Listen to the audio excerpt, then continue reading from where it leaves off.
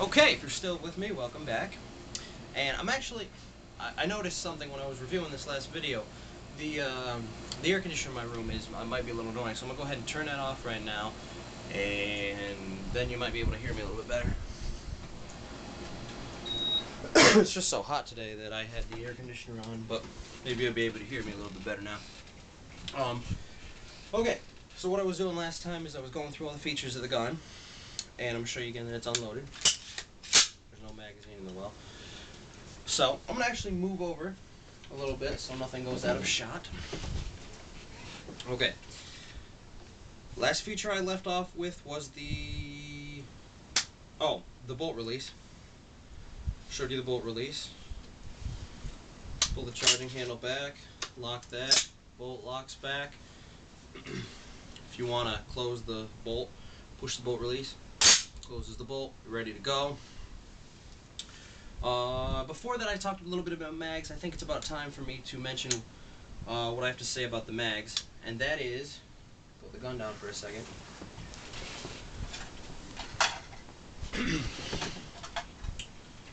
This is the mag that it came with, a 10-round Bushmaster Firearms International magazine.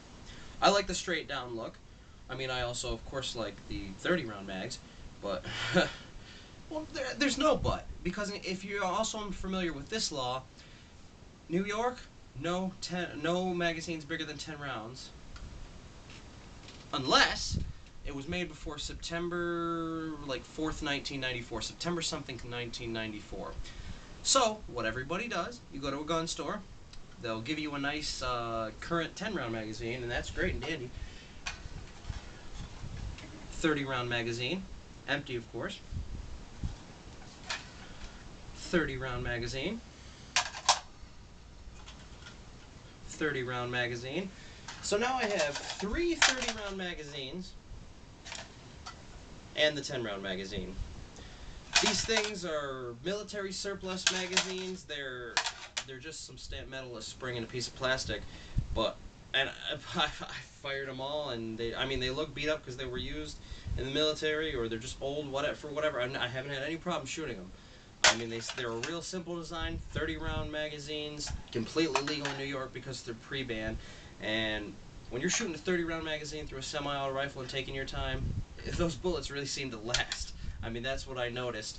You got 30 rounds here. You can really have some fun with these 30-round magazines.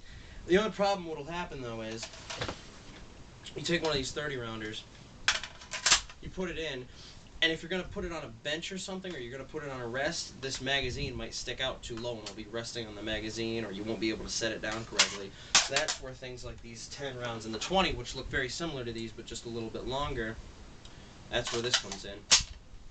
And that's more the M16 style magazine, which is straight down. The M16 style mag usually is the 20, where it comes straight down. Okay? So moving up, I talked about the magazines, I talked about the bolt release. Magazine release, like I said, is right here. Dust cover. Let's see what else is next. Okay, charging handle. That's how you fire the gun if you were going to fire it. You put a magazine in, pull the charging handle back. On the charging handle, I don't know if you can see it, but there's this little thing right here.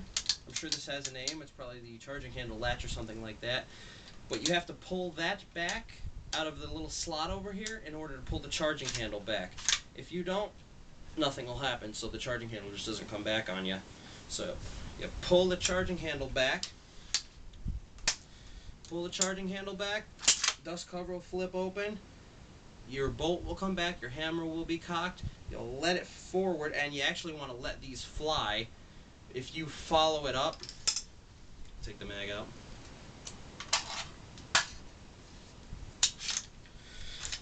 If you follow it up when you're charging, what'll happen is you'll need to use the forward assist, which is right here. You can't probably see this, but the bolt didn't close all the way because I didn't pull it back and let it fly. Because people who are skittish about their guns, I've heard this before, people who are skittish will follow it so they don't hurt their gun or not. I don't care. I'll pull that back and let it go. But if you don't, and the bolt for whatever reason doesn't go all the way, you got to hit this. This little button right here is called the forward assist. You smack that, and that bolt will go all the way forward in case there's a jam, you don't have it oiled or whatever. For whatever reason, the bolt doesn't go all the way forward.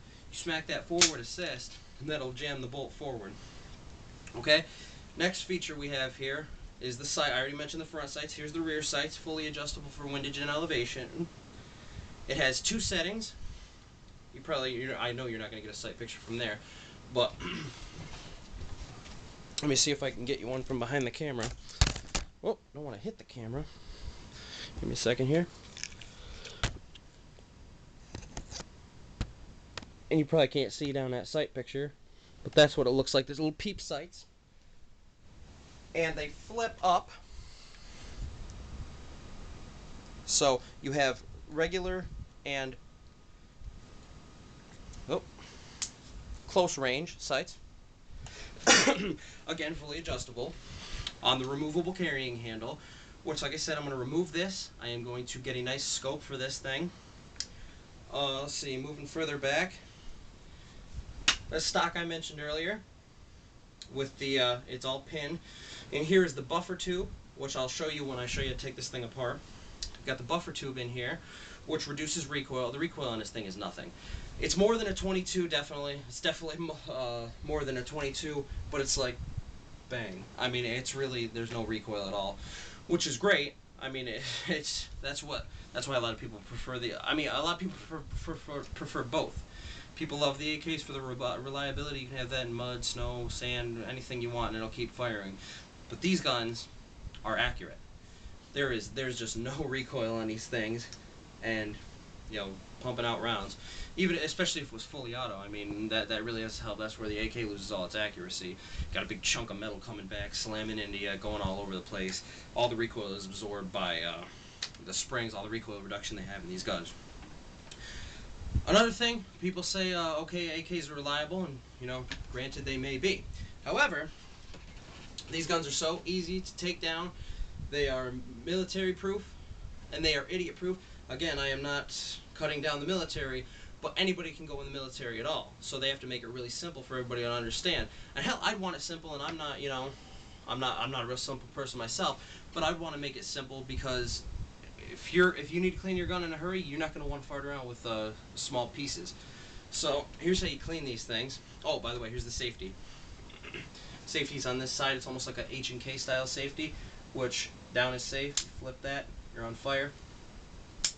All right. Taking this apart, nobody's business. Take down pin in the back, push it in,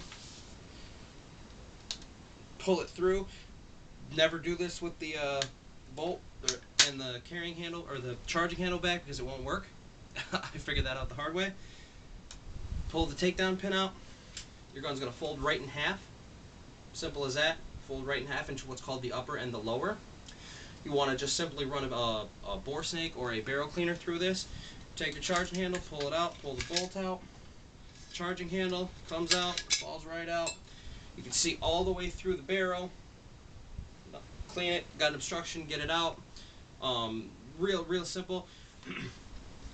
In here, it's kind of weird to get this shot, but here's that buffer spring. Just a real long spring, takes up all that recoil. Here's your hammer. Here is that bolt release. You can see it right there. And so here's what you're going to do for your basic if you just want to clean the barrel and stuff like that. If you want to actually split the upper and lower into 2 different parts for whatever reason, for better cleaning or whatnot, the front, which is called the pivot screw, or the pivot pin, I think it's called pivot pin, pivot screw, something like that, that also pops out. This one's a little bit more tricky because I haven't done it as much. But, oh, come on. There you go. Now you have your lower receiver and your upper receiver. I mean, simple as that. Now you can clean it in any way you want. Something stuck in there that you couldn't get with the lower on, all good. This is important also because these uppers don't have to be registered. You buy the lower and the upper, or you just buy the lower. You register the lower, and then you can buy any upper you want. Why would you want to do that? These uppers come in obviously 5.56 NATO 223 rem, which is the standard. They come in everything from the AK round, which is 7.62 by 39, to 410 shotgun, to 45 ACP, to 22 long rifle. You can get any uppers you want And you know, there's just tons of them. There's a lot of options if you want these different uppers, and all you have to do is register the lower. I have knife and I have, you know, gun. Everybody who's interested in all those things, they often go hand in hand. Well, now for those people interested in firearms, you definitely got something to look forward to more videos for. So here we go. Here's my M4. Thanks for watching. You guys have a great day.